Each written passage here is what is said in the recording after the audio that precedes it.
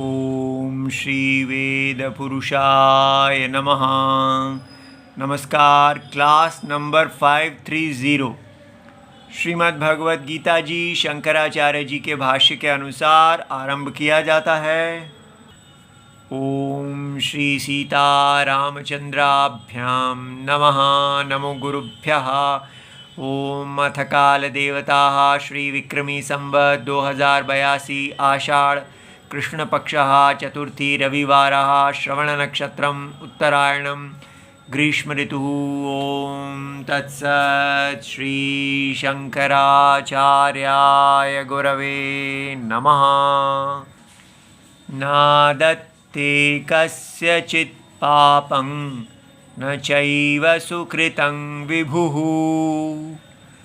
अज्ञानेनावृतं ज्ञानं तेन मुह्यन्ति जन्तवः। अध्याय नंबर 5 और श्लोक नंबर 15। पुस्तक है गीता प्रेस गोरखपुर, बुक नंबर 10, शंकराचार्य जी के भाष्य वाली पुस्तक।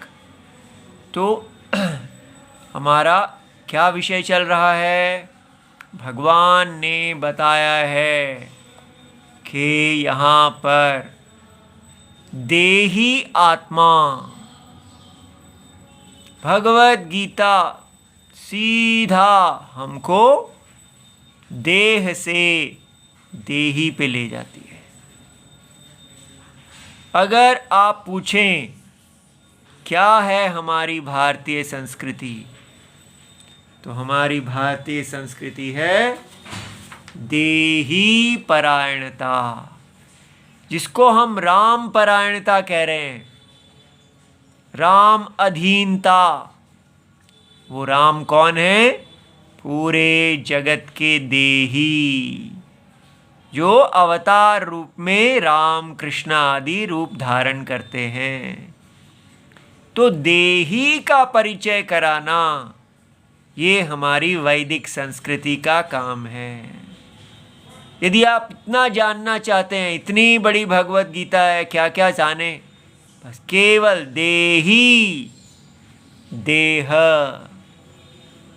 तीसरी चीज इस संसार में नहीं है। केवल दो ही पदार्थ हैं जानने योग्य, ज्ञान के विषय, देही, देह। नहीं, तीसरी चीज भी तो है, देह के द्वारा जानी गई दुनिया। अगर आप इस देह को केवल ऐसे नहीं, ऐसे भी देखें, व्यष्टि देह, व्यक्ति कहता है देह के अंदर आत्मा, फिर देह और दुनिया। लेकिन अगर आप समष्टि देह को देखेंगे तो क्या है? आत्मा और भगवान की अनंत देह। भगवान की देह में ही सारी ये जगत है। जितने पहाड़, नदियाँ आदि, जो कुछ भी इंद्रियों से देखा जाता है, वो सब भगवान की देह के अंदर है। तो इसलिए क्या रह गया? भगवान की देह और भगवान की आत्मा। ठीक है, इस प्रकार। और भगवान माने कौन? फिर कहीं अल्लाह गॉड में मत जाना, जिसका कोई पता नहीं, जो केवल बिलीफ का विषय है। भगवान माने देही, जो नित्य अनुभव में है, भूत वस्तु विषय, जो सदा अनुभव में रहती है, वो देही है। लेकिन देही को ही हम देह समझते हैं। तो देही और देह, देही और देह, इतना भी अगर आप अपने मन को ले आए कि दो ही विषय जानने के योग्य हैं, ज्ञान के योग्य हैं। मुझे जानना है कि ये संसार में देह क्या है और देही क्या है। देही माने दृष्टा, देह माने दृश्यम। अगर आप दृश्यम कहते हैं तो जो कुछ देखा गया है वो सब इंद्रियों के विषय सब दृश्य हो जाते हैं। इसलिए अब प्रश्न यहाँ उठता है, पिछली कक्षा में ये प्रश्न रखा गया कि इस संसार में कर्तृत्वम है और कोई भी क्रिया को कर्म की अपेक्षा होती है। जैसे फल को खाता है तो खाने की क्रिया के लिए हमें खाने के लिए फल चाहिए, ठीक है। और जब फल को खाता है तो उसको वो कर्म जो है, क्रिया का कर्म जिसको वो खा रहा है, उसको खाने के बाद उसको कुछ तुष्टि प्राप्त होती है। तो दृष्ट और अदृष्ट फल, इस प्रकार कर्तृत्वम है, कर्मत्वम है और उसका दृष्ट अदृष्ट फल है। ये संसार में देखा जाता है। तो इसको कौन बनाता है, ये प्रश्न था। और कहा गया कि देही ही है, देही के अतिरिक्त तो और कोई है नहीं। तो क्या देही इस सारे दृश्य को बनाता है जिसमें कर्तृत्वम है, कर्मत्वम है और फल कर्म फल संयोग है? क्या देही इसको बनाते हैं? तो उत्तर में कहा न, इस सारे लोक की सृष्टि जो है वो देही नहीं करते हैं। तो फिर कौन करता है? तो कहा स्वभावस्तु प्रवर्तते, कि यहां पर केवल देही ही हैं। सृष्टि, पूरी सृष्टि देही, स्वभावः, स्व माने देही, देही का ही भाव है। देही के अतिरिक्त यहां कुछ नहीं है। तो ऐसा कैसे हो गया? अगर देही के अतिरिक्त कुछ नहीं है और देही तो केवल अस्तित्वम है, दृष्टा है, ये दृश्यम तो देही नहीं है, तो फिर ये कहाँ से आ गया? तो हमने समझा कि कोई भी सत्य वस्तु, उसका दो दशा होती है, कि वो विद्या में कैसा दिखता है, अविद्या में कैसा दिखता है। विद्या में यथा वस्तु दर्शनम होता है और अविद्या अयथा वस्तु दर्शनम। जैसे रस्सी विद्या का विषय है तो रस्सी दिखेगी, और अविद्या का विषय है तो सांप दिखेगी। इस प्रकार एक ही वस्तु के दो रूप बन गए। इसको कहते हैं स्वभावस्तु प्रवर्तते। आत्मा का स्वभाव, उसका वस्तु में, वास्तव में केवल अद्वैत, अभेद, दृष्टा और दृश्य, देही और देह का भेद नहीं है, लेकिन अविद्या में है, ठीक है। तो अविद्या में उसका भाव, स्वभाव क्या है कि उसके अंदर अज्ञान के कारण एक शक्ति आ जाती है, और वो शक्ति जो है भगवान ने यहाँ समझाया, स्वभाव क्या है, अपना ही भाव, अविद्या लक्षण। अगर आप देही को अज्ञान की दृष्टि से देखते हैं तो वही देही अब शक्तिमान हो गया है, उसके अंदर एक बीज आ गया है, माया, 3 गुणों वाला, और वो सारे गुण इस पूरे जगत के रूप में प्रकट होते हैं, और वही देही उन गुणों का गुणी कहलाता है। वो गुण किसके हैं? देही कहता है मेरे हैं, अहम गुणी, मम एते गुणाः, ये सब मेरे ही गुण हैं। इस प्रकार हम माया से बद्ध हो जाते हैं। लेकिन भगवान इस माया को पहनते समय ज्ञान स्वरूप रहते हैं, उनके पास ज्ञान प्रत्यय है, वो माया से मोहित नहीं होते। तो ये बात समझनी है। अब प्रश्न उठता है कि ये हमारी जो बातें आप कर रहे हैं ये तो इंटेलेक्चुअल बातें हैं, व्यवहार में तो काम करेंगी नहीं। तो व्यवहार में क्या काम करेगा? व्यवहार में जिसके पास पावर होगी वही जिएगा। इसलिए व्यक्ति को सदा सुपर पावर बनने की कोशिश करनी चाहिए। जो सुपर पावर है, जिसकी लाठी उसी की भैंस, उसी के नियम, उसी का धर्म, जिसके पास पावर है वही इस संसार में जो भी पद्धति चलाता है उसी को धर्म कहते हैं। इसलिए कोई सनातन धर्म व्यवहार में नहीं है। व्यवहार में तो पावरफुल, जिसके पास बल है उसी का ही धर्म है। इसलिए हमको आप कितना भी ये भगवत गीता पढ़ा लो, हमारी रक्षा सुपर पावर करती है।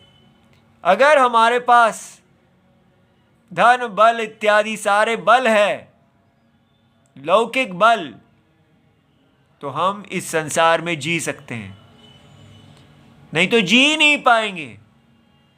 कि जिसके पास बल है वो रौंद देगा। इस संसार में केवल पावर पॉलिटिक्स है। इसी को जियो पॉलिटिक्स कहते हैं, इसी को होम पॉलिटिक्स कहते हैं। व्यवहार है केवल पावर को अपने अधीन करना। अब आप कितना भी बताते जाएं कि देही है, देह है, और ये सारी देह जो है ये अविद्या कल्पित है, अर्थात देही कोई गलत जानने से, अज्ञान से की दृष्टि से देखने से देही में एक शक्ति आ गई है और उस शक्ति से ये सारा संसार बन गया। तो ये सब ज्ञान बताने से क्या होगा? क्या हमारे सामने जो आगे आदमी खड़ा है वो हमसे पावरफुल है तो हमें दबा देगा, हम पावरफुल हैं तो हम उसको दबा देंगे, बस यही व्यवहार है। लेकिन आपका ज्ञान हमें कहाँ लाभ करता है? इसलिए ये बात देखते हुए हमारे भारत ने यही सोचा है कि पावरफुल बनो, बस पावरफुल बनने से ही जी सकते हैं। इस संसार में कोई राम परायणता नहीं चलती है, काम परायणता ही धर्म है। काम है पावर को अधीन करो, और जो भी आपने धर्म आपके हिसाब से बनना चाहिए, दूसरे के हिसाब से नहीं। आप बताएंगे कि धर्म क्या है। इसलिए राम पूजने के लिए ठीक है और कोई इनका काम नहीं है। ये नया भारत है। अब प्रश्न बनता है कि क्या हम सदा से ही ऐसे थे? तो लोग कहते हैं कि अंग्रेज़ों ने हमको, हमारी गुरुकुल पद्धति को खराब कर दिया, सारे लाखों गुरुकुलों को नष्ट कर दिया और हम फिर अंग्रेज़ों जैसे हो गए, क्योंकि सारी दुनिया पावर की पूजा करती है। लेकिन हमारे शास्त्रों में कहा गया है कि पावर की पूजा करने वाले रावण होते हैं, हिरण्यकशिपु होते हैं, और इस जगत की आत्मा की पूजा करने वाले प्रहलाद होते हैं, राम होते हैं। तो हमारी ये प्रहलाद की शिक्षा कहाँ चली गई? तो इसलिए इसका उत्तर है कि ये शिक्षा, अगर हम यही कहते रहेंगे अंग्रेज़ों ने छीन ली, अंग्रेज़ों ने छीन ली, तो हम कभी नहीं सुधरेंगे। कौन है जो हमको प्रहलाद बनने से रोकता है? काम। हम सब ने हिरण्यकशिपु का रास्ता चुना है, हम प्रहलाद का रास्ता नहीं चुनना चाहते। इसलिए हमारे पास कोई गुरुकुल नहीं है, कोई गुरु नहीं है, कोई शिष्य नहीं है। हमारे पास केवल सुपर पावरिज्म। हिरण्यकशिपु हमारे गुरु हैं, रावण हमारे गुरु हैं। ये हमारी हालत है इस समय।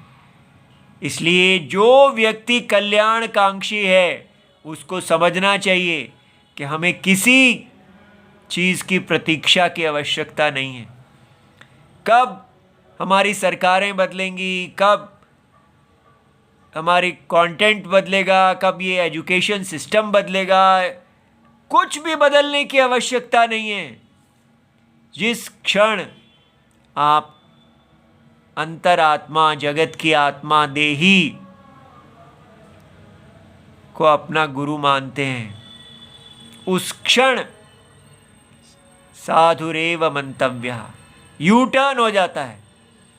उस क्षण आप गुरुकुल में प्रवेश कर जाते हैं। उस क्षण हमारी गुरु शिष्य परंपरा जीवित हो जाती है। इसलिए ये मत कहिए कि इसके लिए फंडिंग कहाँ से आएगी, पैसा कहाँ से आएगा और कैसे हम करेंगे, कैसे हम नई यूनिवर्सिटीज़ बनाएंगे। ये सब बातें आप कुछ भी करते रहो, लेकिन अगर आप हृदय में अंतरात्मा के परायण नहीं हैं, मायावी के परायण नहीं है, जो व्यक्ति मायावी को चुनेगा वो अपने आप सारी माया को वश में कर लेगा। और जो माया के अंदर ही घूमता रहेगा, सुपर पावर को ढूंढता रहेगा। हर जगह दुर्योधन सुपर पावर बनना चाहते थे, अर्जुन गुरु के अधीन थे। आजकल इंडिया कहता है मुझे सुपर पावर बनना है और पूरे भारत को राष्ट्रवाद में सुपर पावर बना रहा है। इसलिए इसके लिए हमें सावधान होना चाहिए कि हम कहाँ जा रहे हैं। अब देखिए, अगर ये सारी दुनिया वास्तव में यहाँ केवल अज्ञान की दृष्टि और ज्ञान की दृष्टि, दो ही दृष्टियां हैं। सत्य को मिस्टेक करोगे तो यहां आपको ये जो दुनिया दिख रही है वो दिखेगी। ठीक देखोगे तो आप मोक्ष को प्राप्त कर लेंगे। इसलिए कोई किसी भी परिस्थिति को दोष देना बंद कर दें। हर क्षण हम भगवान की शरण को चुन सकते हैं और भगवान की शरण को चुनना अर्थात क्या है? भगवान के यज्ञ को चुनना। धर्म की परिभाषा सुपर पावर नहीं बताएगी। जो वास्तविक सुपर पावर है, हमारे नरसिम्हा जगत की आत्मा सुपर पावर है, उसको बोलते हैं मायावी। माया है असली पावर। ये लोकल चीज़ों को पावर मत मानिए। मायावी के परायण होना, भगवान की आज्ञा के परायण होना, वर्णाश्रम धर्म का पालन करना, पिता पुत्र धर्म का पालन करना, स्त्री धर्म का, पति परायणता का पालन करना, ये जो हमारे सनातन धर्म है। इसलिए ये ब्राह्मण, क्षत्रिय, वैश्य, शूद्र इत्यादि जो परंपरा है ये अनादि है। इसको मनुष्यों ने नहीं बनाया। ये अनादि सनातन धर्म है। इसका नाश ना करें सुपर पावर बनने के लिए। सुपर पावर बनते नहीं हैं, सुपर पावर की शरण लेते हैं।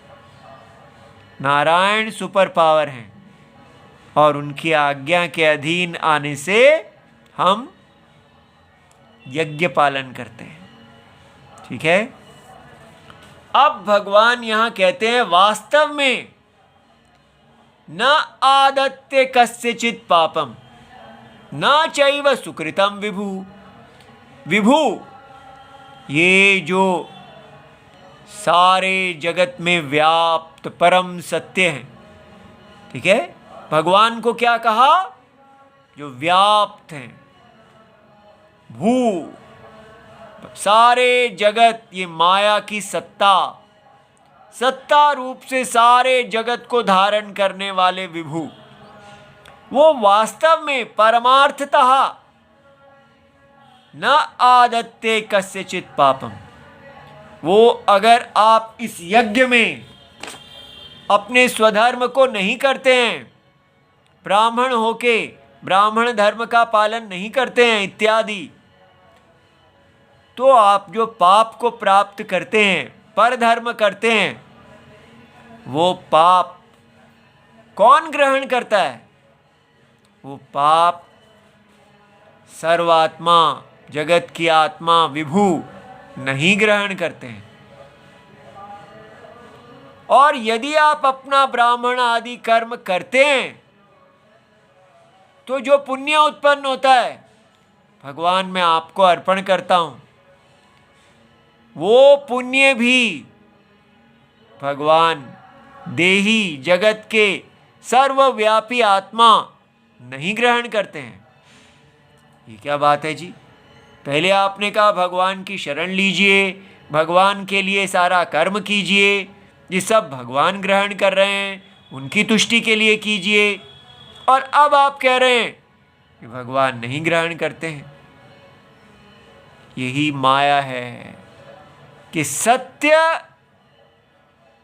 ने ये अज्ञान दृष्टि से ये जीव ईश्वर रूप धारण किया है।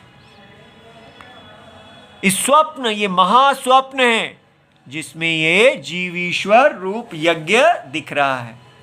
भगवान जो वेद हमें बता रहे हैं कि इस प्रकार जीव ईश्वर यज्ञ है, और उसमें जीव जो हैं वो भगवान को अपने कर्मों से तुष्ट कर रहे हैं या अतुष्ट कर रहे हैं, वो सब कल्पना के अंदर है, अविद्या के अंदर है। लेकिन वास्तव में यहां कोई यज्ञ नहीं हो रहा है। ऐसा कैसे हो गया? अज्ञानेन आवृतम ज्ञानम, क्योंकि अज्ञान ने ज्ञान को ढक लिया है। तेन मुह्यन्ति जन्तवः, और उससे ये अज्ञान जो है ये सभी जीवों को मोहित कर रहा है। वो सारे जीव जो हैं अपने आप को कर्ता भोक्ता देख रहे हैं और भगवान को समझ रहे हैं कि भगवान हमारे वैदिक कर्मों को स्वीकार कर रहे हैं, पुण्य पाप।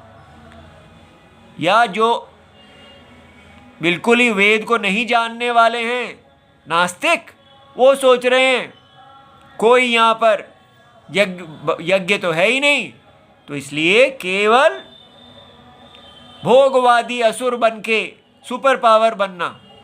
वो सब मोहित हैं। क्यों? क्योंकि वो सत्य को नहीं जानते। अज्ञान ने ज्ञान को ढक दिया है। इसलिए जब तक हम अज्ञान अवस्था में रहेंगे, हम कर्ता भोक्ता बने रहेंगे और पुण्य पाप हमारे द्वारा होता रहेगा, और हम इसी बार बार जन्म मृत्यु अज्ञान के अंदर जो दिखती है उसे प्राप्त करते रहेंगे। अब हम भाष्य को देखते हैं। न आदत्ते,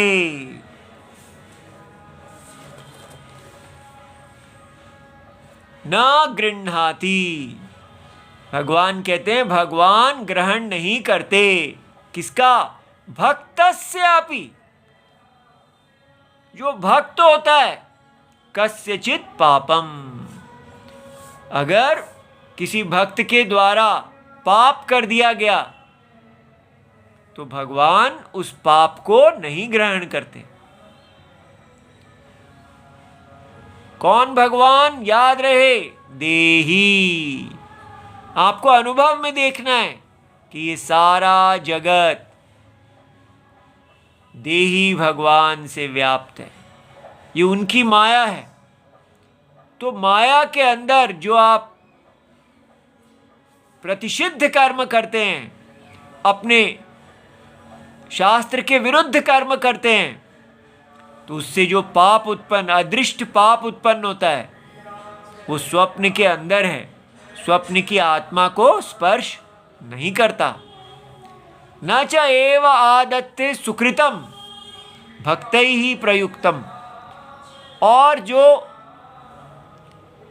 पुण्य है, जो भगवान के भक्त कर्म योगी कहते हैं कि भगवान इस यज्ञ से हमें कोई प्रयोजन नहीं है, हम ये आपकी तुष्टि के लिए कर रहे हैं, उस पुण्य को भी वो नहीं ग्रहण करते। सुकृतम माने सुकृतम, अर्थात देखिए, जो आपके द्वारा शास्त्र के अनुसार किया गया है वो सुकृतम है। धर्म में वेद प्रमाण है। तो फिर ये क्वेश्चन उठता है कि अगर भगवान ग्रहण ही नहीं करते, किमर्थम तर्हि, फिर किस लिए भक्तैहि पूजा आदि लक्षणम, ये जिसका लक्षण पूजा है वो क्या है? याग, दान, होम आदिकम। ठीक है, तो यजन करना, दान करना, होम करना, च सुकृतम प्रयुज्यते, वो भक्तों के द्वारा क्यों दिया जाता है, अर्पण किया जाता है, इति आह। तब इसका उत्तर देते हैं कि अज्ञानेन, तो इसलिए सत्य अज्ञान दृष्टि से कैसा दिखता है। सो वेद के दो विषय हैं, याद रखिए, एक है परमार्थ तत्वम, परम सत्यम, और एक है वही परम सत्यम अज्ञान दृष्टि से क्या दिखता है। अज्ञान दृष्टि के अंदर ये संसार जो है, यहाँ जीव ईश्वर भेद है। अज्ञान दृष्टि के अंदर भगवान यहाँ यज्ञ स्वरूप हैं, और हम सब वर्णाश्रम धर्म से, स्त्री पुरुष धर्म से विभाजित हैं, और हम भगवान यज्ञ स्वरूप भगवान को अपने कर्मों से तुष्ट करते हैं या रुष्ट करते हैं। ये सब अज्ञान के अंदर है। अज्ञान के अंदर ही जो व्यक्ति कर्म योगी होता है वो शुद्धि को प्राप्त करता है, और शुद्धि को प्राप्त करके इस तत्व के ज्ञान को प्राप्त कर लेता है, और फिर वो ज्ञानी हो जाता है, और फिर वो उस ज्ञान में बैठता है, निष्ठ हो जाता है, और मोक्ष को प्राप्त हो जाता है। ये सब कुछ अज्ञान के अंदर हो रहा है। वेद भी अज्ञान के अंदर हैं। देखिए, अज्ञानेन आवृतम ज्ञानम, वो परमार्थ सत्यम, तो ज्ञानम माने विवेक विज्ञानम। आप देह और देही का विवेक, कि देही सत्यम, देह मिथ्या, वो सब विवेक जो है वो इस अज्ञान से छुपा रहता है। अज्ञान हमको तत्व को देखने ही नहीं देता। तेन मुह्यंती, सब लोग मोहित रहते हैं। करोमि कारयामि, मैं कर्म को करने वाला हूं, करता हूं या कराने वाला हूं। भोक्ष्ये, मैं भोजन करने वाला हूं, करूंगा, या भोजयामि, मैं भोजन कराता हूं। ठीक है, इति एवं मोहम गच्छन्ति, स्वप्न के अंदर ना तो आप करते हैं ना कराते हैं, ना स्वप्न के अंदर भगवान करते हैं ना कराते हैं, ना स्वप्न के अंदर खाएंगे भोगता है ना लोगों को खिलाएंगे। वो सब क्या है? वो माया है, अज्ञान के द्वारा तत्व आच्छादित है। इति एवं मोहम गच्छन्ति अविवेकिनः संसारिणः जंतवः। सारे जंतु इस मोह के अंदर हैं। इसलिए इसका ये तात्पर्य निकलता है कि मोह से निकलने का उपाय करना चाहिए। ये नहीं करना चाहिए कि उपाय को ही छोड़ दो बस, तो फिर ये सब पूजाएं तो कुछ बेकार है। स्वयं भगवत गीता ही नहीं कह दिया कि भगवान तो कुछ स्वीकार ही नहीं करते, तो सीधा ज्ञानी बन जाओ। हर चीज में हम उल्टा ही अर्थ लेते हैं। क्यों है उल्टा अर्थ लेते हैं? क्योंकि हमारी इच्छा केवल अपने आप को सुपर पावर बनाने की है। मैं ज्ञानी हो गया, मैं ज्ञानी हो गया। शरण लेने का काम, राम परायणता का काम हम छोड़ देते हैं। हमारी भक्ति में भी कोई धर्म परायणता नहीं है, हमारे ज्ञान में भी धर्म परायणता नहीं है। और फिर हम कहते हैं ब्रिटिशर्स ने आके हमारा एजुकेशन सिस्टम खराब कर दिया। 80 साल आज़ादी को होने आए, हम राम परायणता नहीं सीख पाए, काम परायणता में ही बैठे हैं बस। तो इसलिए अब देर ना करें। ओम नमो भगवते वासुदेवाय। प्रणाम।